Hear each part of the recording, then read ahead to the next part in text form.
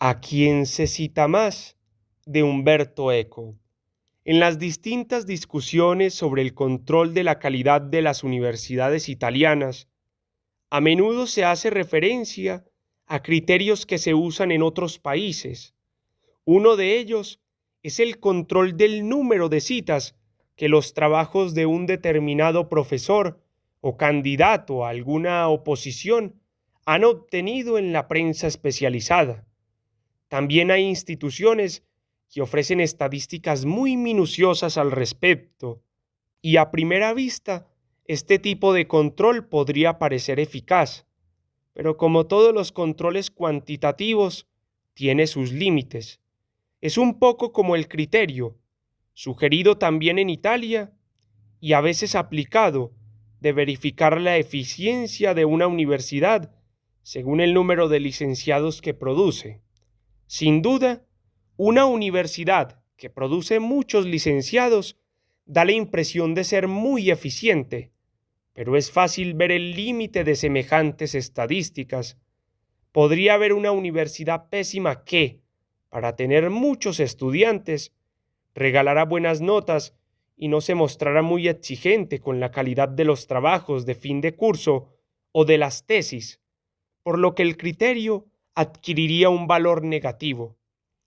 ¿Qué decir de una universidad muy rigurosa que prefiere pocos licenciados pero buenos? Un criterio más fiable, pero también susceptible de críticas, sería evaluar el número de licenciados con respecto a las matrículas. Una universidad que solo tiene 100 matrículas, pero lleva la licenciatura a 50, tiene trazas de ser más eficiente y rigurosa que otra que tiene 10.000 alumnos matriculados y licencia 2.000. En fin, los criterios meramente cuantitativos son lo que son. Volvamos ahora al control basado en el número de citas.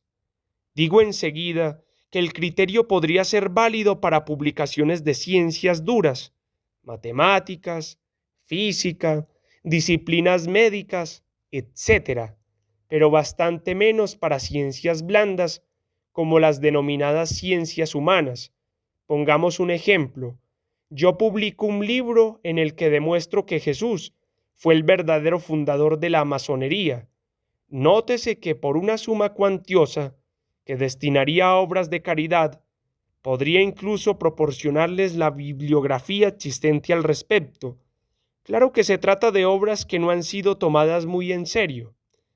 Si en ese libro ofreciera algún documento de apoyo con una apariencia muy sólida, desencadenaría un pandemonium en el ámbito de los estudios históricos y religiosos y se publicarían centenares de ensayos que citarían la obra. Admitamos que gran parte de ellos la citarán para refutarla. Existe un control cuantitativo que discrimina entre citas positivas y citas negativas.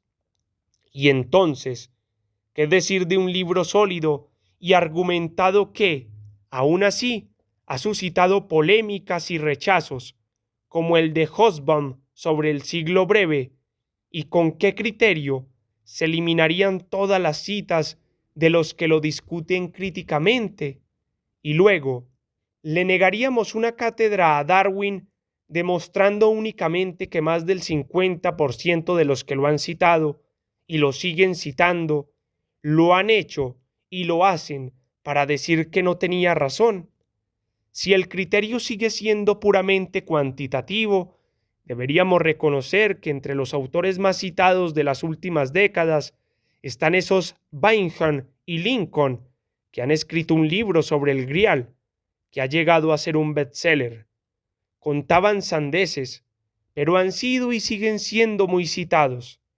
Si el criterio fuera solo cuantitativo, una universidad que les ofreciera una cátedra de historia de las religiones debería saltar a los primeros puestos de la clasificación. Todas estas dudas sobre lo que concierne a las ciencias blandas deberían agitarse también muchas veces en el ámbito de las ciencias duras.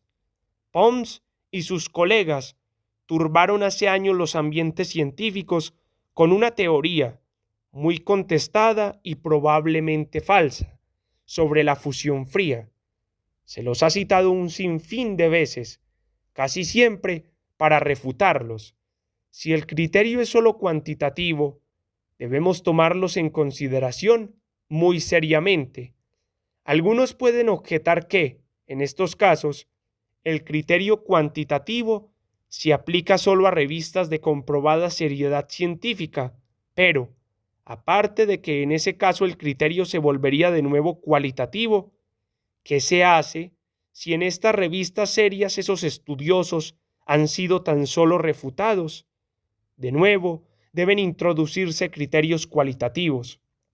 Entonces, me gustaría ver cuántas refutaciones recibió Einstein cuando enunció la teoría de la relatividad general, o consideremos un tema de los más debatidos, si se produjo o no ese fenómeno denominado Big Bang. Sabemos que estudiosos muy respetables tienen opiniones opuestas. Si aparece una nueva teoría que niega el Big Bang, debemos borrar todas las citas negativas de quienes aún sostienen esa hipótesis. Lo digo no porque tengan en el bolsillo una solución razonable, sino para recordar lo difícil que es establecer criterios de excelencia sobre bases cuantitativas y lo peligroso que es introducir elementos cualitativos, que, al final, eran aquellos mediante los cuales la cultura oficial del estalinismo expulsaba de la comunidad científica a todos aquellos que no se atenían a los principios de Diamat o no se tomaban en serio las teorías de Lysenkot. Con esto no quiero tampoco afirmar que no existan criterios. Sugiero solo lo difícil que es elaborarlos y lo delicado que es este tema, escrito y publicado en el año 2003.